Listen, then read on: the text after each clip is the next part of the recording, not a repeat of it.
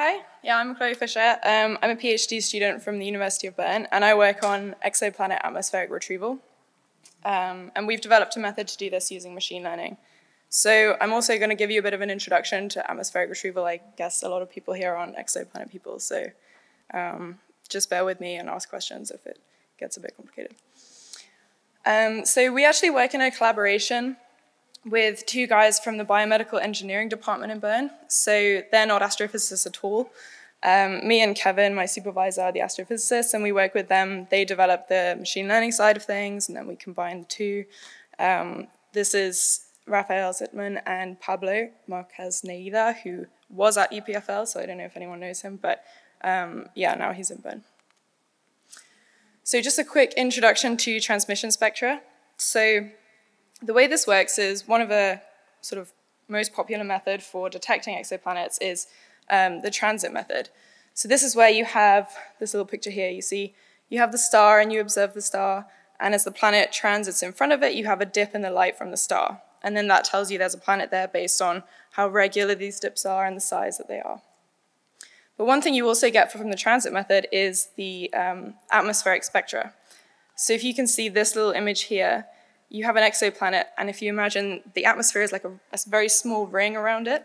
So as it transits in front of the starlight filters through the atmosphere. And then by removing the starlight and correcting for noise, we can get the spectra of the atmosphere itself.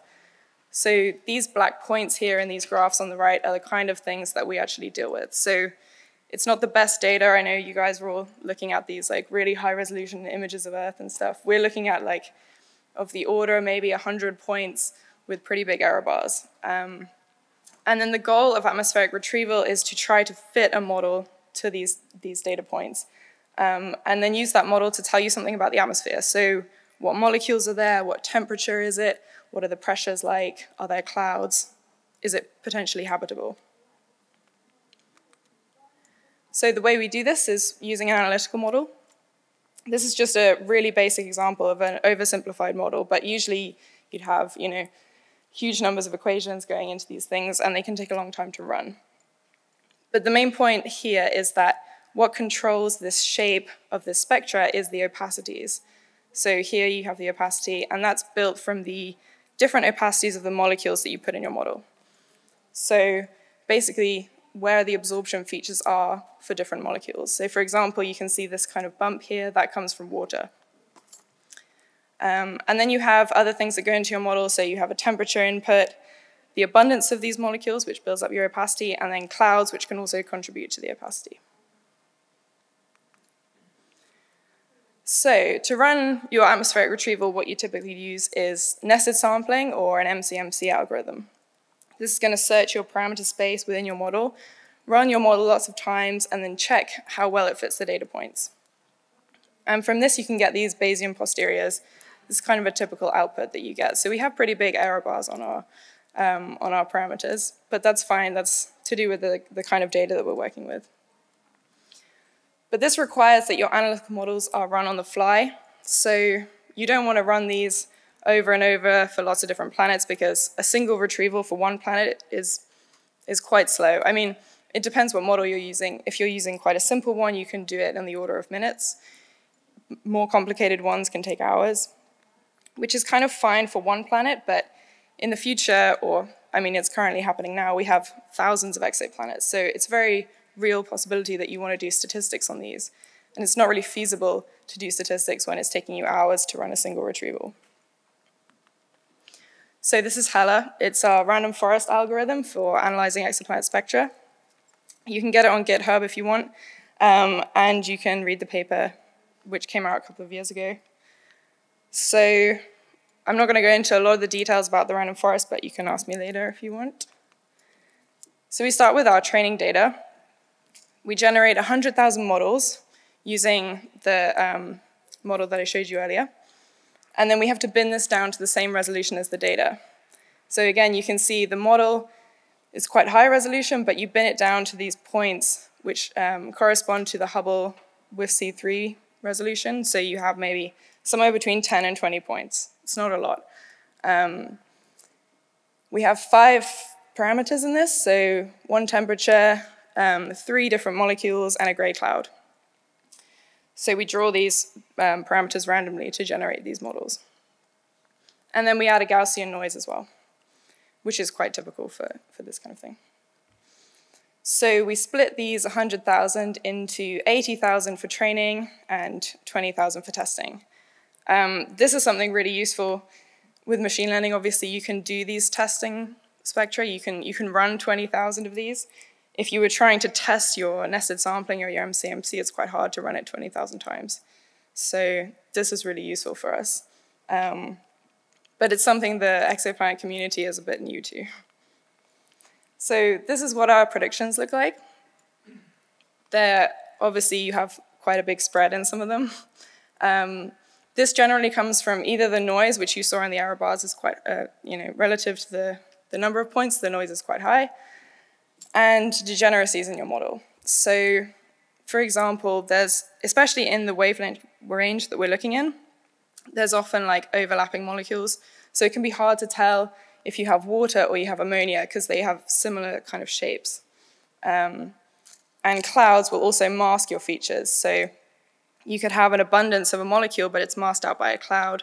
And then you can correct for this by reducing your cloud and reducing your molecule as well. So you have this degeneracy which causes this spread. You also, what we get from these is this kind of detectability limit. So these abundances are in log scale. So as you can see, below about -6, it starts to kind of flatten off. And this is really suggesting that once you get below a certain abundance, you can't tell if the molecule's there or not, which is intuitive, right?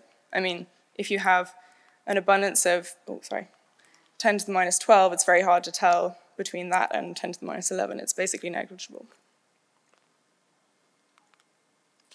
Okay, so this is what we really focused on, and it's kind of where the difference comes up between machine learning and the problems we're interested in. So we really want the posteriors, and we really want the error bars on these parameters. So this is part of the reason that we chose to use a random forest. We did look at using a neural network, but it's quite difficult to get these error bars accurately. So we need to know exactly how confident you are about a certain molecule and the abundance of it, and what range of temperatures you think are possible, not just your average. So here you can see the random forest versus the traditional nested sampling. And generally, they agree pretty well. There are some differences in, for example, the tail of water, which we don't have in the nested sampling. But we're still investigating that. Generally, it's quite a good agreement. And one of the really useful things you can get out of the forest is this feature importance. So this is going to tell you which wavelength points are most important for predicting which parameters. So for the molecules, this is not that difficult to guess. If you work with molecules a lot, okay, water has an absorption feature at 1.4 microns. So you'd expect that's really important for determining how much water is there. But if you were to ask which wavelength points tell me the temperature, to me that's much less intuitive. It's really hard to guess, across the whole range of possible models, where is temperature important? That's much more complicated. And this could be really useful for example, when you apply for telescope time, you have to say, I want to look in this wavelength range or something.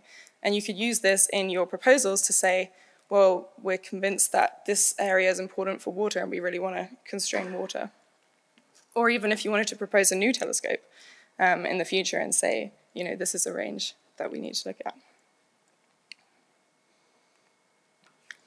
So a few other applications that we've used this for.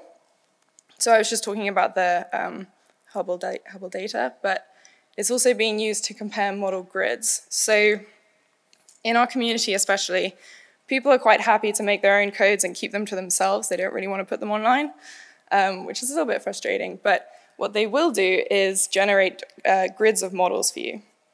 And often these models are online, or you can ask people to give them to you. And what one of the PhD students in our group did was a model grid comparison for brown dwarfs. So by training on one group's model and testing on another, you could analyze where the different models have differences, how do they predict different parameters.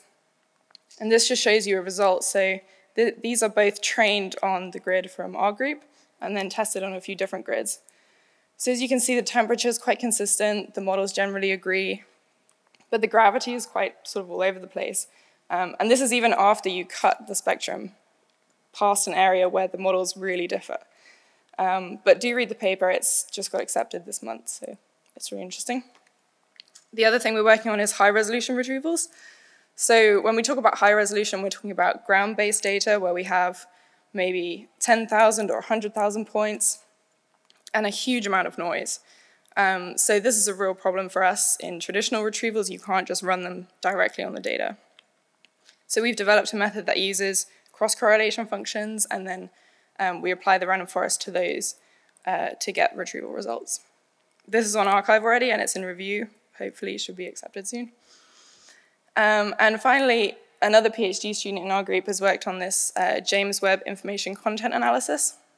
So using these feature importances to tell you which modes of James Webb are most useful for different questions, which is quite timely because the James Webb call for proposals is just out. So hopefully this paper will be out within the next month or two. And yeah, I think that's about it. I'll just leave up my conclusions. Maybe take questions.